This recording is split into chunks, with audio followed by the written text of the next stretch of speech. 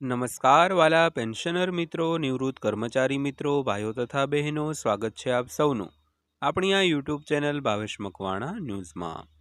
તો પેન્શનર મિત્રો, તમામ પેન્શનરો માટે આજરોજ મેડિકલ એલાઉન્સ એટલે કે તબીબી ભથ્થાને લઈને થઈ છે મોટી જાહેરાત। તો પેન્શનર મિત્રો, શું છે આ મોટી જાહેરાત, જેને આજના વિડીયોમાં અંત સુધી વાત કરવાના છીએ। તો ખાસ કરીને આજનો વિડીયો તમે અંત સુધી જોઈ લેજો। તો તે પહેલાં થોડીક અન્ય વાત કરીએ તો કેન્દ્ર સરકારે 1 જાન્યુઆરીથી મોંઘવારી ભથ્થું વધારીને 60% કર્યું છે, જેની અસર લાખો કેન્દ્ર સરકારના કર્મચારીઓ અને પેન્શનરો પર પડી હતી। તો ત્યારબાદ ભારતીય રેલવે અને આઈબીએ સહિત વિવિધ રાજ્યો અને સંગઠનોએ ભાવ વધારાની જાહેરાત કરી હતી। તો અહીં આપણે એક નજર નાખવાના છીએ। તો ખાસ કરીને મોંઘવારી ભથ્થામાં વધારો અલગ અલગ રાજ્ય સરકારો અને કેન્દ્ર સરકારોએ જાહેર કર્યા હતા। તો ખાસ કરીને આજનો વિડીયો અંત સુધી જોઈ લેજો, એટલે બધી જ માહિતી તમને વ્યવસ્થિત રીતે સમજાઈ જશે। અને હજી સુધી જો આપણી આ ચેનલ તમે સબસ્ક્રાઇબ ન કરી હોય અને જો તમે ડેઈલી આવી જ અપડેટો મેળવવા માંગતા હો તો આપણી આ યુટ્યુબ ચેનલ ખાસ કરીને અત્યારે જ સબસ્ક્રાઇબ કરી લેજો મિત્રો। તો ત્યારબાદ વાત કરીએ તો કેન્દ્ર સરકારે ગયા મહિને કેન્દ્ર સરકારના કર્મચારીઓ અને પેન્શનરો માટે 7મા પગાર પંચ મુજબ 1 જાન્યુઆરીથી મોંઘવારી ભથ્થા એટલે કે ડીએમાં વધારો કર્યો હતો। તો આનાથી કેન્દ્રીય નાણાં મંત્રાલયના એક પ્રકાશન મુજબ મૂળ પગારમાં મોંઘવારી ભથ્થું 58%થી વધીને 60% થઈ ગયું છે। તો બાદમાં 2 મેના રોજ ઇન્ડિયન બેંક્સ એસોસિએશન એટલે કે આઈબીએ એ મે, જૂન અને જુલાઈ 2026ના મહિના માટે કર્મચારીઓ અને અધિકારી કર્મચારીઓ માટે પગાર સ્તરોમાં ફેરફાર કર્યો છે। તો તેણે મૂળ પગારમાં ₹48,000થી ₹1,17,000 અને ડીએ ₹435થી 1,050 સુધી વધાર્યો હતો। તો ત્યારબાદ 13 મેના રોજ ભારતીય રેલવેએ તમામ રેલવે સ્ટાફ અને કર્મચારીઓ માટે 2% ડીએમાં વધારો કરવાની જાહેરાત કરી હતી। તો રેલવે બોર્ડે જણાવ્યું હતું કે 7મા કેન્દ્રીય પગાર પંચ માળખા હેઠળ આવરી લેવામાં આવતા લાખો કર્મચારીઓ, પેન્શનરો, પરિવાર પેન્શનરો અને અન્ય પાત્ર લાભાર્થીઓ માટે ડીએ અને ડીઆર રાહત એટલે કે ડિયરનેસ રિલીફમાં સુધારો કરવામાં આવ્યો છે। તો ઉલ્લેખનીય છે કે ભારત રેલવે ભારતમાં જાહેર ક્ષેત્રના સૌથી મોટા નોકરીદાતાઓમાંનો એક છે। તો અહીં એવા બધા રાજ્યો પર એક નજર છે જેમણે ત્યારથી ડીએ અને ડીઆરમાં વધારાની જાહેરાત કરી છે। તો કઈ કઈ રાજ્ય સરકારે વધારો જાહેર કર્યો છે તેની એક નાની એવી ઝલક આજના વિડીયોમાં આપણે જોવાના છીએ દોસ્તો। તો સૌથી પહેલા વાત કરીએ તો ડીએમાં વધારો। તો ડીએ અને ડીઆરમાં વધારો કરનારા રાજ્યોની યાદી 6 મેના રોજ અરુણાચલ પ્રદેશે તેમના કર્મચારીઓ માટે ડીએ અને ડીઆરમાં 2%નો વધારો કર્યો હતો, જે 1 જાન્યુઆરી 2026થી અમલમાં આવ્યો હતો। તો મૂળ પગારમાં ડીએ હવે 58%થી વધીને 60% થયો છે અને 69,248 નિયમિત કર્મચારીઓ માટે લાગુ કરવામાં આવશે। તો અરુણાચલ પ્રદેશ સરકાર હેઠળ સેવા આપતા ઓલ ઇન્ડિયા સર્વિસીસ રાજ્ય સરકારના પ્રતિનિયુક્તિ પરના કેન્દ્ર સરકારના કર્મચારીઓ અને રાજ્ય સરકારના તમામ નિયમિત કર્મચારીઓ। તો વધુમાં ઉન્નત ડીઆર રાજ્યભરના 40,477 વ્યક્તિગત અને કુટુંબ પેન્શનરોને આવરી લેશે। તો ડીએડીઆર વધારા માટે રાજ્યના તિજોરી પર અંદાજે ₹100.54 કરોડનો નાણાકીય બોજ પડશે અને જાન્યુઆરીથી એપ્રિલ 2026ના સમયગાળા માટે બાકી રકમ લગભગ ₹33.51 કરોડ થવાની સંભાવના છે। તો ત્યારબાદ વાત કરીએ તો 14 મેના રોજ તમિલનાડુએ રાજ્ય સરકારી કર્મચારીઓ, પેન્શનરો અને શિક્ષકો માટે ડીએમાં 2%નો વધારો કર્યો હતો, જે 1 જાન્યુઆરી 2026થી અમલમાં આવ્યો હતો, જેનાથી ફાળવણી મૂળ પગારના 60% થઈ ગઈ। તો રાજ્ય વાર્ષિક ₹1230 કરોડનો વધારાનો ખર્ચ ઉઠાવશે।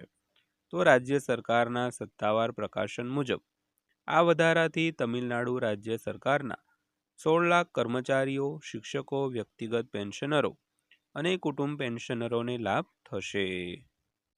તો ત્યારબાદ વાત કરીએ તો 14 મેના રોજ બિહારે જાહેરાત કરી હતી કે છઠ્ઠા પગાર પંચ હેઠળના કર્મચારીઓ અને પેન્શનરોને ડીએ અને ડીઆરમાં 5% વધારો મળશે. એટલે કે ડીએ 257%થી વધારીને 262% કરવામાં આવશે, જે 1 જાન્યુઆરીથી અમલમાં આવશે. તો પાંચમા સીપીસી હેઠળના કર્મચારીઓ માટે ડીએમાં 9%નો વધારો કરવામાં આવ્યો છે, જે 474%થી 483% થયો છે. અને સાતમા સીપીસી હેઠળના કર્મચારીઓ માટે તે 58%થી વધારીને 60% કરવામાં આવ્યો છે.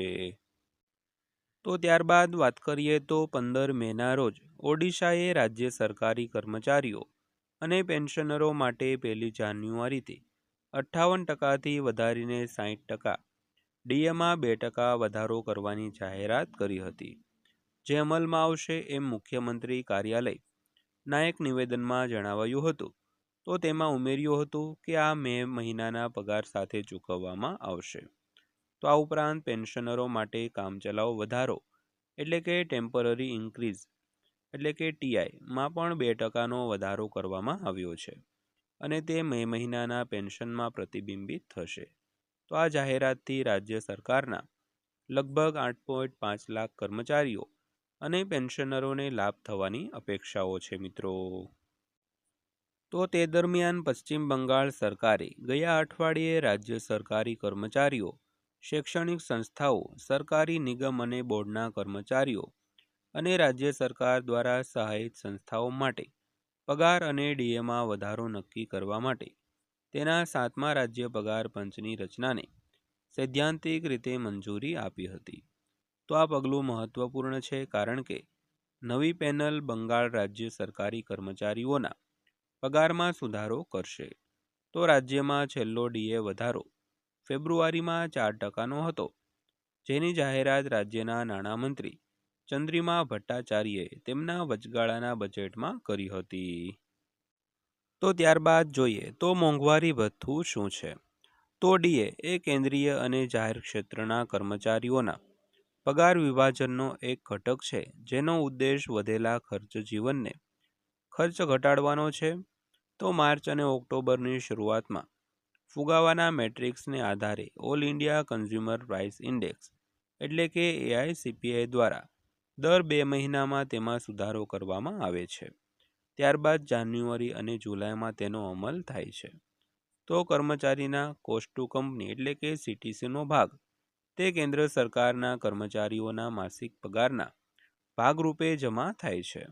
તો તે સંપૂર્ણ રીતે આવકવેરાને આધીન છે અને તમારા આઈટી રિટર્ન એટલે કે આઈટીઆરમાં નોંધાયેલ છે.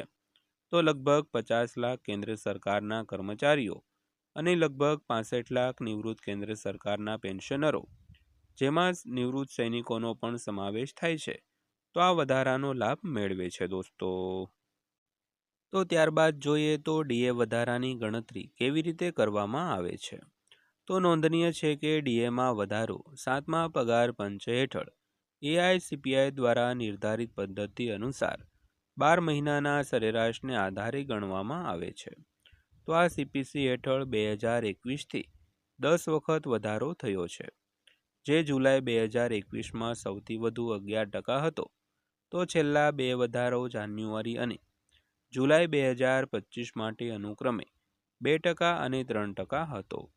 તો ક્લિયર ટેક્સ મુજબ ડીએ જીવન નિર્વાહના ખર્ચ સાથે જોડાયેલ હોવાથી દરેક કર્મચારી માટે તેમના કાર્યસ્થળને આધારે રકમ અલગ અલગ હોઈ શકે છે, અને તે શહેરી, ગ્રામીણ કે અર્ધ શહેરી વિસ્તારના આધારે બદલાઈ શકે છે દોસ્તો. તો દોસ્તો આ હતી આજની માહિતી પસંદ આવી હોય, વિડીયો સારો લાગ્યો હોય તો વિડીયોને એક લાઇક કરજો, અને આવા જ વિડીયો જોવા માટે આપણી આ ચેનલ સબસ્ક્રાઈબ કરી લેજો. તો ફરીવાર પાછા મળીશું એક નવા વિડીયો સાથે, નવી માહિતી સાથે. ત્યાં સુધી સૌને જય હિન્દ, વંદે માતરમ.